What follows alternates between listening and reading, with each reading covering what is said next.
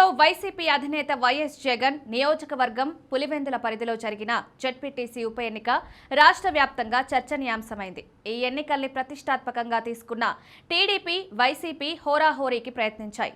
ఇందులో భాగంగా టీడీపీ అక్రమాలకు పాల్పడిందని వైసీపీ తీవ్ర ఆరోపణలు చేసింది. అయితే ఫలితం మాత్రం ఏకపక్షంగా టీడీపీకి మద్దతుగానే వచ్చింది. దీంతో వైసీపీ ఆరోపణలకు విలువ లేకుండా పోయిందన్న చర్చ నేపథ్యంలో మరో ట్విస్ట్ చోటు చేసుకుంది. పులివెందుల జెడ్పీటీసీ ఉప ఎన్నికలో జరిగిన అక్రమాలపై కడప జిల్లా కలెక్టర్ చెరుకూరి శ్రీధర్కు జాతీయ ఎస్సీ కమిషన్ నోటీసు జారీ చేసింది. ఎస్సీ ఓటర్లు తమ ఓటు హక్కును వినియోగించుకోకుండా అడ్డుకున్నారని, పోలింగ్ బూత్లను గూండాలు ఆక్రమించారని, నిజమైన ఓటర్ల పేరుతో వారి అనుమతి లేకుండా ఓట్లు వేసినట్లు కమిషన్కు ఫిర్యాదు అందింది.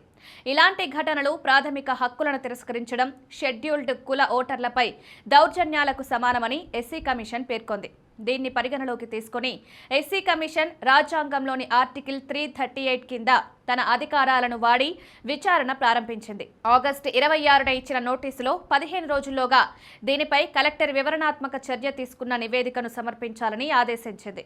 బూత్ల ఆక్రమణ, ఓటింగ్ హక్కులను తిరస్కరించడం, ఓట్ల దుర్వినియోగం వంటి ఆరోపణలపై ఎలాంటి చర్యలు తీసుకున్నారో నివేదికలో పేర్కొనాలని సూచించింది.